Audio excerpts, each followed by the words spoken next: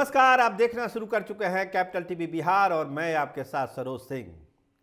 चिराग पासवान क्या एनडीए से बाहर होंगे या एनडीए में ही रहेंगे?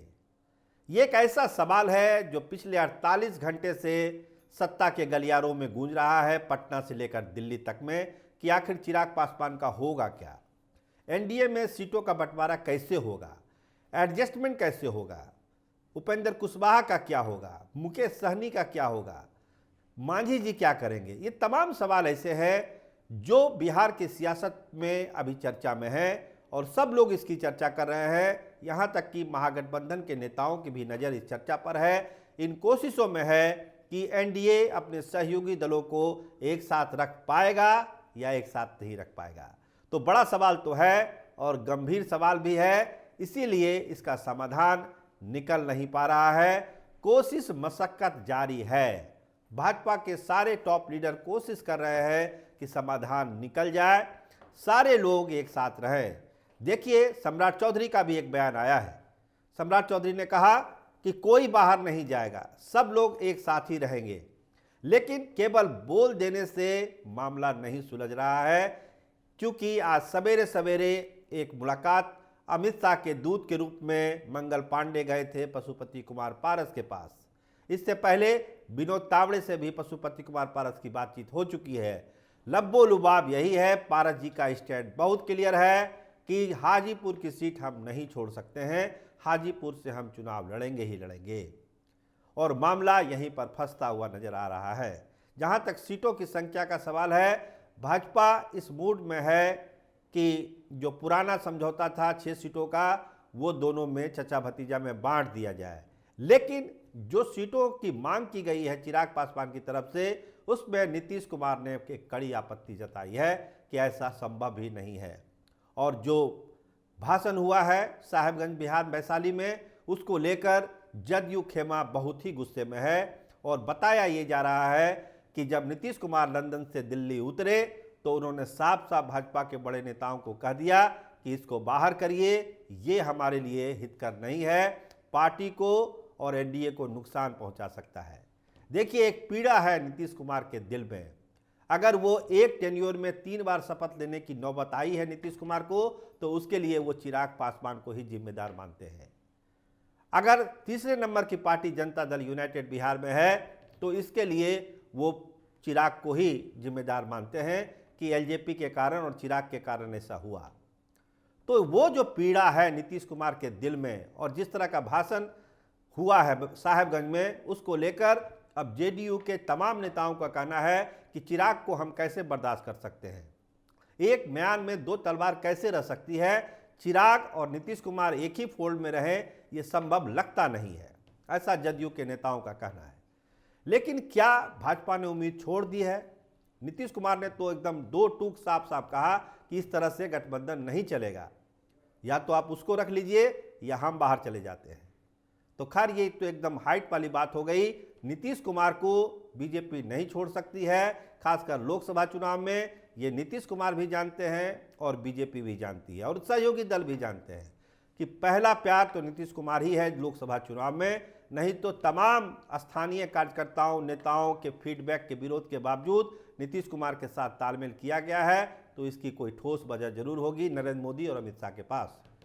अब बात आगे बढ़ी है चिराग को लेकर कि चिराग और नीतीश क्या एक फोल्ड में रह सकते हैं। तो नीतीश कुमार की नाराजगी कल साफ साफ दिल्ली में पता चल गई कि वो नहीं चाहते हैं। और खासकर जिस तरह का भाषण हुआ है वैशाली में, उसके बाद तो पारा और भी गर्म है कि कैसे इसको टॉलरेट किया जा सकता है।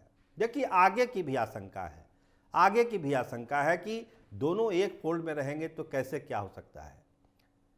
अब हुई सीटों की बात हो जाती है, जीत की संभावनाओं की बात हो जाती है। एक शक सुबह दोनों के दिल में है, चिराग पासवान के दिल में भी है और नीतीश कुमार के दिल में है। चिराग पासवान के दिल में ये अंदेशा जरूर है कि अगर हम एक फोल्ड में रहे तो क्या नीतीश कुमार अपने वोटरों को ट्रांसफर करेंगे हमको जिताने के लिए? क्या वो चाहेंगे कि चिराग पासवान जीत के फिर दिल्ली चला जाए? ये एक शक सुबह उसके दिल में है, चिराग पासवान के दिल में। दूसरी बात नीतीश कुमार के दिल में है कि इस बात की क्या गारंटी है कि इस बार विधानसभा चुनाव की तरह लोकसभा चुनाव में भी चिराग हमको डेंट नहीं करेंगे, नुकसान नहीं पहुंचाएंगे। क्योंकि देखिए, जहां से चुनाव वो लड़ते हैं जमुई, वो पहले चरण में ही हो जाता है चुनाव। तो बाकी के 3 चरणों में क्या चिराग पासवान जनता दल यूनाइटेड के कार्यकर्ताओं के लिए, नेताओं के लिए प्रचार करेंगे, उनके उम्मीदवारों के लिए प्रचार करेंगे, अपने वोटरों को टर्न अप करेंगे जेडीयू के लिए, ये एक शक नीतीश कुमार के दिल में भी बैठा हुआ है। और इस शक का जो है इलाज करना बड़ा ही मुश्किल है, क्योंकि जो अनुभव रहा है 2020 के चुनाव का नीतीश कुमार का, वो बहुत ही बुरा रहा है और वो नहीं चाहते हैं कि उसकी फिर पुनरावृत्ति हो।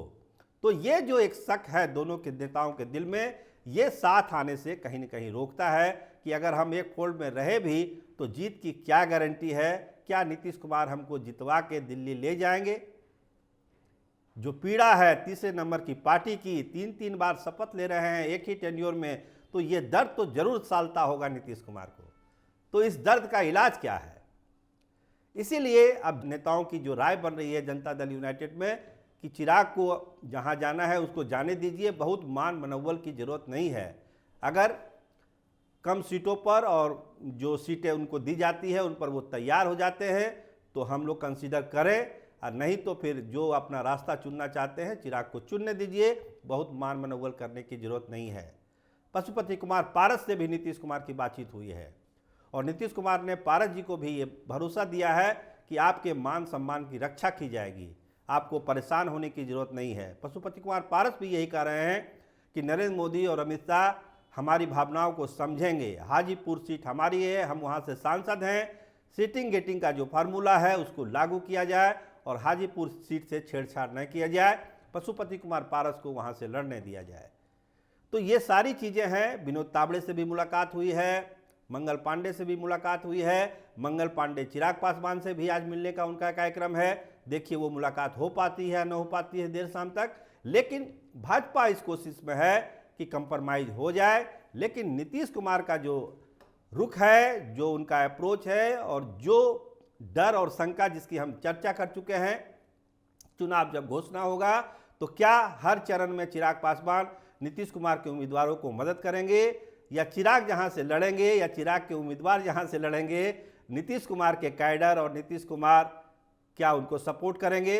देखिए तंत्र नीतीश कुमार के पास है, सत्ता उनके पास है, वो बिहार के मुख्यमंत्री हैं, तो बहुत चीज़ उनके हाथ में भी होता है। ये एक सच्चाई है, कोई माने या ना माने। तो जिसके हाथ में तंत्र है वो तो उसका उपयोग करेगा ही करेगा। और जब एक टेन्योर में 3-3 बार शपथ कोई ले रहा है और उनकी पार्टी तीसरे नंबर की पार्टी हो गई है तो उस दुख और दर्द का आप आकलन कर सकते हैं। तो खैर लड़ाई छिड़ी हुई है एनडीए में, रायता फैला हुआ है, भाजपा कोशिश कर रही है इसको समेटा जाए। कल केंद्रीय चुनाव समिति की बैठक हुई, बिहार के सीटों पर भी चर्चा हुई, लेकिन हमारे सोर्स ये बताते हैं कि बिहार के सीटों का ऐलान अभी नहीं किया जाएगा। जब सारी चीज़ें तय हो जाएगी तब एक संयुक्त प्रेस कॉन्फ्रेंस होगी, उसका स्थान दिल्ली भी हो सकता है और पटना भी हो सकता है, तब सारे सीटों का ऐलान होगा और साथ साथ उम्मीदवारों का भी ऐलान कर दिया जाएगा। ये तैयारी है, लेकिन पहले एलजेपी, चिराग और पारस का मामला निपटे तो इंतजार करिए, हम लोग को भी इंतजार है। देखते रहिए कैपिटल टीवी बिहार। आपका बहुत बहुत धन्यवाद, आपका बहुत बहुत शुक्रिया।